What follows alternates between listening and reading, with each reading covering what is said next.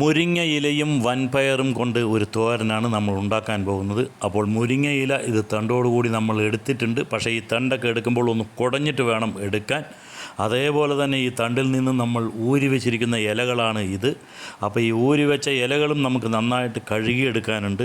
ഇത് പറയാൻ കാരണം എന്താണെന്ന് വെച്ച് കഴിഞ്ഞാൽ തണ്ട് നമ്മൾ നല്ലപോലെ കുടയേണ്ടതിൻ്റെ ആവശ്യകത, ഇത് ചെടിയിൽ വളരുന്ന വെളിയിൽ വളരുന്ന ഒരു സസ്യമായതുകൊണ്ട് തന്നെ ഇതിൽ ഒരുപാട് മാറാലയും ചിലന്തി വലകളും എല്ലാം ഉണ്ടാകാനുള്ള സാധ്യതയുണ്ട്. അതുകൊണ്ട് തന്നെയാണ് ആ ഒരു തണ്ട് നമ്മൾ ഒരുപാട് കുടയണമെന്ന് പറയുന്നത്.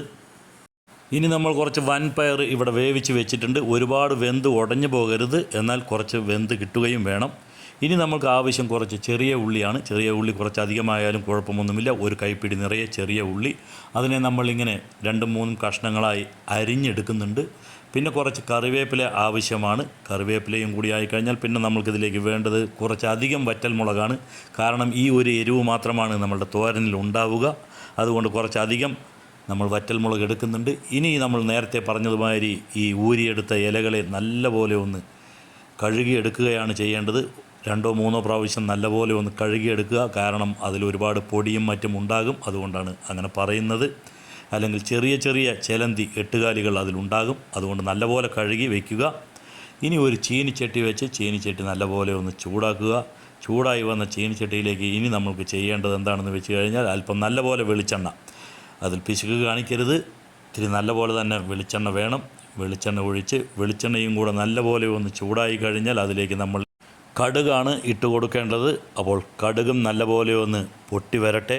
കടുക് നല്ലപോലെ പൊട്ടിയതിന് ശേഷം മാത്രം അതിലേക്ക് നമ്മൾ എടുത്തു വെച്ചിട്ടുള്ള വറ്റൽ മുളകാണ് ഇനി ഇട്ട് കൊടുക്കേണ്ടത്.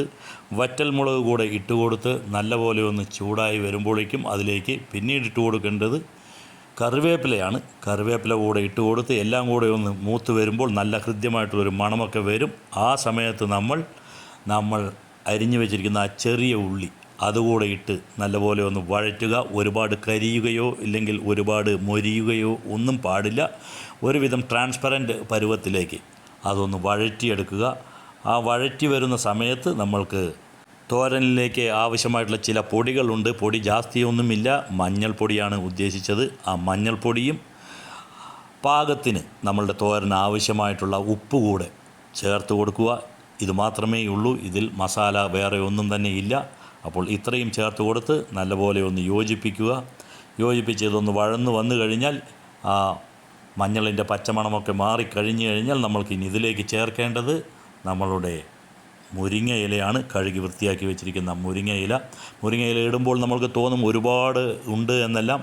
പക്ഷേ ഇതെല്ലാം ഒരേ ഒരു മിനിറ്റ് കൊണ്ട് ഇളക്കി ആ ചൂടൊക്കെ ഒന്ന് തട്ടുമ്പോൾ വളരെ കുറച്ചേ ഉള്ളൂ എന്നും തോന്നും. ഇനി ഈ മുരിങ്ങയിലയും കൂടി ഒന്ന് വഴന്ന് വന്നു കഴിഞ്ഞാൽ അതിലേക്ക് നമ്മൾ ചേർത്ത് വയ്ക്കേണ്ടത് നമ്മൾ നേരത്തെ വേവിച്ച് വെച്ചിരുന്ന ആ ഒരു വൻപയറാണ്. ചില സ്ഥലങ്ങളിലെല്ലാം വെള്ളപ്പയർ എന്ന് പറയും. പാലക്കാടിൽ പൊതുവേ അതിന് വെള്ളപ്പയർ എന്നാണ് പറയുക. പക്ഷേ ഒരുപാട് ആളുകൾ പറയുന്നത് വൻപയർ എന്നാണ്. അതുകൊണ്ടാണ് ഞാനും ഇവിടെ വൻപയർ എന്ന് പറയുന്നത്. അപ്പോൾ ആ വൻപയറും കൂടെ ഒന്ന് ഇട്ട് കൊടുത്ത് അതിൽ നന്നായി കൂട്ടി യോജിപ്പിക്കുക. വൻപയർ ഒരുപാട് വെന്തു പോകരുത് എന്ന് പറയാൻ കാരണം ഒരുപാട് വെന്തു പോയി കഴിഞ്ഞാൽ ഇത് എല്ലാം കൂടെ കുഴഞ്ഞ് തോരൻ അല്ലാത്ത ഒരു പരുവത്തിലേക്ക് ആയിപ്പോകും. അപ്പോൾ ഇത് പിന്നെയും 1-2 മിനിറ്റ് കൂടെ ഇങ്ങനെ ഇളക്കി യോജിപ്പിച്ചാൽ മാത്രം മതിയാകും. സ്വാദിഷ്ടമായിട്ടുള്ള ഒരു തോരൻ നമ്മൾക്ക് കിട്ടും. നിങ്ങളും ഒന്ന് ഉണ്ടാക്കി നോക്കുക. പോഷക സമൃദ്ധമായിട്ടുള്ള നല്ല ഒരു അടിപൊളി തോരനാണ് മുരിങ്ങയില വൻപയർ തോരൻ. വളരെ പെട്ടെന്ന് ഉണ്ടാക്കാൻ പറ്റുന്ന ഒരു സൈഡ് ഡിഷ് പരിചയപ്പെടുത്തുക എന്നുള്ളതായിരുന്നു നമ്മളുടെ ഇന്നത്തെ ഈ ഒരു വീഡിയോയിൻ്റെ ഉദ്ദേശം. അപ്പോൾ നമ്മളുടെ ഇന്നത്തെ ഈ ഒരു മുരിങ്ങയില വൻപയർ തോരൻ നിങ്ങൾക്ക് ഇഷ്ടപ്പെട്ട് കാണുമെന്ന് വിചാരിക്കുന്നു. അടുത്ത ഒരു വീഡിയോ ആയിട്ട് വരുന്നതുവരേക്കും ബൈ, എൻജോയ്.